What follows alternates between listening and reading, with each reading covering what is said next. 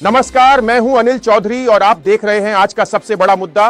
देश की राजधानी दिल्ली में आज सियासी भूचाल आ गया है। प्रधानमंत्री नरेंद्र मोदी पर लगे ताजा आरोपों ने पूरे देश की राजनीति में हलचल मचा दी है। विपक्ष हमलावर है और सवाल सीधे सत्ता की कुर्सी से पूछे जा रहे हैं। क्या है इन आरोपों के पीछे का असली सच? क्या वाकई मोदी सरकार मुश्किल में है? सच जानने के लिए खबरों को अंत तक देखें और आपसे अनुरोध है, अगर चैनल पर नए हो तो वीडियो को लाइक करके चैनल को सब्सक्राइब जरूर कर लें। चलिए बढ़ते हैं आज की पहली सबसे बड़ी खबर की ओर। संसद के गलियारों से आज एक ऐसी गूंज सुनाई दी जिसने मोदी सरकार के परखच्चे उड़ा दिए। क्या हमारे देश की सीमाओं की रक्षा करने वाले जवानों के साथ वाकई धोखा हो रहा है? क्या उनके बलिदान की कीमत सिर्फ चुनावी रैलियों तक सीमित है? आम आदमी पार्टी के नेता संजय सिंह ने राज्यसभा में आज मोदी सरकार का वो कच्चा चिट्ठा खोल दिया है जिसे सुनकर पूरा देश सन्न है। सीएपीएफ बिल पर बोलते हुए संजय सिंह ने सीधे प्रधानमंत्री मोदी पर हमला बोला और पूछा कि जो जवान 15,000 किलोमीटर लंबी सीमा पर सीना ताने खड़ा है, उसे सरकार शहीद का दर्जा देने से क्यों कतरा रही है? उन्होंने तंज कसते हुए कहा कि पुलवामा के शहीदों के नाम पर वोट मांगने वाली सरकार आखिर क्यों अपने ही कैबिनेट के पुराने फैसलों को पलट रही है। जरा आप भी देखिए ये पूरा भाषण। पूरे देश की सीमाओं पर 15,000 किलोमीटर भारत की सीमा को सुरक्षा करने वाले हमारे जवान, हमारे अधिकारी आज हमारी इस डिबेट को सुन रहे होंगे और वो देख रहे होंगे कि किस तरह से मोदी जी की सरकार उन जवानों के साथ, उन अधिकारियों के साथ जो अपने प्राणों की आहुति देके देश की रक्षा करते हैं, उनके साथ अन्याय करने जा रही है, घोर पाप करने जा रही है। हम तो पार्लियामेंट का सेशन खत्म होता है, घर जाते हैं, लेकिन हमारे वो जवान जो सीमाओं की रक्षा करते हैं वो घर नहीं जा पाते। दिवाली हो, होली हो, तमाम त्योहार हो, शादी हो, ब्याह हो, चाहते हुए भी अपने घर नहीं जा पाते। महोदया, देश की 15,000 किलोमीटर की सीमा की सुरक्षा ये सीएपीएफ के जवान और अधिकारी करते हैं और मैं बड़ी विनम्रता पूर्वक आपके माध्यम से सरकार से पूछना चाहता हूं, क्या उनकी मौत को आप शहीद का दर्जा भी देने को तैयार नहीं? शर्म नहीं आती आपको? आप हमारे जवान जो शहीद होते हैं सीएपीएफ के, बीएसएफ के, एसएसबी के, सीआईएसएफ के, सीआरपीएफ के, आईटीबीपी के, उनको शहीद का दर्जा भी नहीं देते। सीआरपीएफ के 40 जवान पुलवामा में शहीद हुए, उनके नाम पर घूम घूम कर पूरे देश में प्रधानमंत्री ने वोट तो मांगा लेकिन उनको शहीद का दर्जा नहीं दिया। कितना बड़ा गुनाह आप उनके साथ कर रहे हैं। देखा आपने, ये है वो दहला देने वाला सच जिसे सत्ता के गलियारों में दफन करने की साजिश रची जा रही है। क्या हमारे देश के जवानों की कुर्बानी सिर्फ चुनावी रैलियों का पोस्टर बनकर रह गई है? शर्म की बात है कि जो जवान 15,000 किलोमीटर की सरहद पर अपना लहू बहा रहा है, उसे ये सरकार शहीद का दर्जा तक देने को तैयार नहीं। पुलवामा के नाम पर वोट तो झोली भर भर कर मांगे गए, लेकिन जब हक देने की बारी आई तो सरकार ने जवानों के साथ सौतेला व्यवहार शुरू कर दिया। आखिर क्यों अपनों को मलाई और जवानों को सिर्फ दुश्वारियां दी जा रही हैं? क्या ये उन बहादुरों के साथ गद्दारी नहीं है? ये बिल जवानों के कल्याण के लिए नहीं बल्कि उनके मान सम्मान पर सीधा प्रहार है। आखिर कब तक जुमलेबाजी से जवानों का पेट भरा जाएगा? आपकी इस खबर पर क्या राय है? कमेंट बॉक्स में जरूर बताना। चलिए बढ़ते हैं अगली बड़ी खबर की ओर। क्या देश के 2 करोड़ युवाओं का भविष्य अब सिर्फ कागजों के लीक होने तक सिमट गया है? आज संसद की उन दीवारों ने एक ऐसी दहाड़ सुनी जिसने सत्ता के गलियारों में हड़कंप मचा दिया। कैराना से समाजवादी पार्टी की युवा सांसद इकरा चौधरी ने सदन में वो तीखे सवाल पूछे जिनका जवाब शायद सरकार के बड़े बड़े दिग्गजों के पास भी नहीं था। उन्होंने सीधे तौर पर मोदी सरकार पर प्रहार करते हुए कहा कि पिछले 7 सालों में 70 बार पेपर लीक हुए हैं, जिससे देश के 2 करोड़ नौजवानों की जिंदगी और मेहनत बर्बाद हो गई है।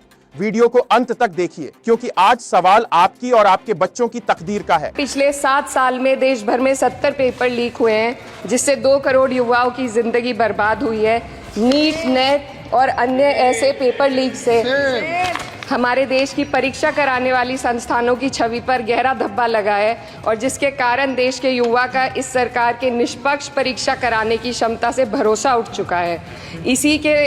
इसी के संदर्भ में एनसीआरबी की जो स्टूडेंट सुसाइड रेट है वो 7.6 हो गई है, ऐसा 2022 की रिपोर्ट में बताया गया था। Ma'am, I would also like to bring to your attention the discrimination against minorities in this budget allocation, specially in the case of closure of the Maulana Azad Foundation.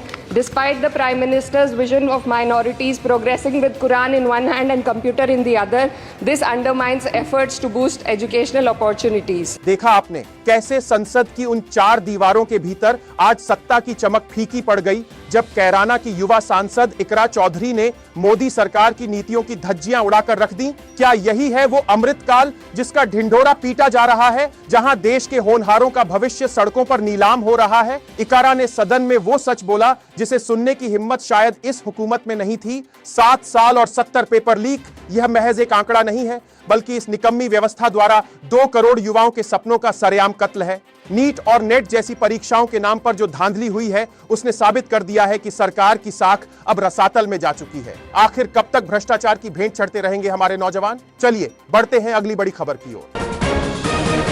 क्या एक ईमानदार अफसर होना इस देश में गुनाह है? राज्यसभा में कांग्रेस के कद्दावर नेता शक्ति सिंह गोहिल ने सीधे गृह मंत्री अमित शाह की ओर उंगली उठाते हुए ऐसे आरोप लगाए हैं जिससे दिल्ली के सियासी गलियारों में भूचाल आ गया। गोहिल ने संसद के बीचों बीच दहाड़ते हुए कहा कि एक नॉन करप्ट आईपीएस अधिकारी को सिस्टम ने इसलिए कुचल दिया क्योंकि उसने सालों पहले अमित शाह को गिरफ्तार करने की हिम्मत दिखाई थी। आरोप यहां तक है कि उस अधिकारी को रिटायर होने से ठीक 24 घंटे पहले नौकरी से निकाल दिया गया। संसद के भीतर छिड़ी इस जंग और सच की इस दहाड़ को सुनने के लिए ये वीडियो अंत तक देखिए।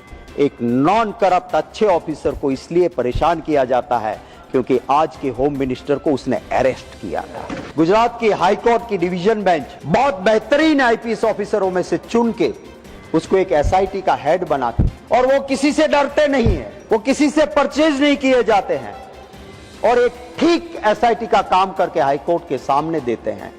उसको डेप्यूटेशन में गुजरात से ले जाके जो डीजी बनना चाहिए, साउथ में उस आईपीएस ऑफिसर को डेप्यूटेशन पे भेजा जाता है, और वो सतीश शर्मा जब रिटायर होने के एक दिन पहले उसको रिमूवल फ्रॉम द सर्विस करके एक नॉन करप्ट अच्छे ऑफिसर को इसलिए परेशान किया जाता है क्योंकि आज के होम मिनिस्टर को उसने अरेस्ट किया था। क्या ये बदला लेने की कोई जगह है? क्या ये वो जगह है जहां हम नॉन करप्ट और अच्छे ऑफिसर को प्रमोट करने की बजाय, उसको मेडल देने की बजाय उसको डेप्यूटेशन पे भेजेंगे? और यही इस कानून का मतलब है सर। आप कितने आईपीएस ऑफिसर्स को केंद्रीय सशस्त्र पुलिस बलों में क्लॉज 3 के जरिए आप डेप्यूटेशन पे भेजोगे? देखा आपने, ये है सत्ता का वो खौफनाक चेहरा जो आज लोकतंत्र के सबसे बड़े मंदिर यानी संसद की दीवारों के भीतर बेनकाब हुआ है। क्या अब इस देश में ईमानदारी ही सबसे बड़ा गुनाह बन गई है? सत्ता के नशे में चूर ये सरकार उन अफसरों को चुन चुनकर निशाना बना रही है जिन्होंने कभी कानून का पालन करने की जुर्रत की थी। एक काबिल और बेदाग आईपीएस अधिकारी जिसे उसकी बहादुरी के लिए सम्मान मिलना चाहिए था, उसे रिटायरमेंट से महज 24 घंटे पहले नौकरी से दूध में से मक्खी की तरह निकालकर फेंक दिया गया। क्यों? सिर्फ इसलिए क्योंकि सालों पहले उसने आज के इन शक्तिशाली हुक्मरानों पर हाथ डालने की हिम्मत दिखाई थी। क्या ये हमारा लोकतंत्र है या फिर किसी सुल्तान का दरबार जहां सिर्फ निजी रंजिशें निकाली जाती हैं? क्या सरकारी एजेंसियां अब सिर्फ बदला लेने की मशीन बनकर रह गई हैं? गोहिल के इन तीखे सवालों ने आज अमित शाह को भी सोचने पर मजबूर कर दिया। अगर आज वर्दी पहनने वाला एक आईपीएस सुरक्षित नहीं है तो आम जनता का क्या होगा? खबरों में अंत तक बने रहने के लिए धन्यवाद। आपकी इन खबरों पर क्या राय है और किस खबर से आपको सरकार पर सबसे ज्यादा गुस्सा आया है? कमेंट बॉक्स में जरूर बताएं, और साथ ही आपसे अनुरोध है कि वीडियो को लाइक करके चैनल को भी सब्सक्राइब कर लें ताकि हम सच्चाई आप तक पहुंचते रहें।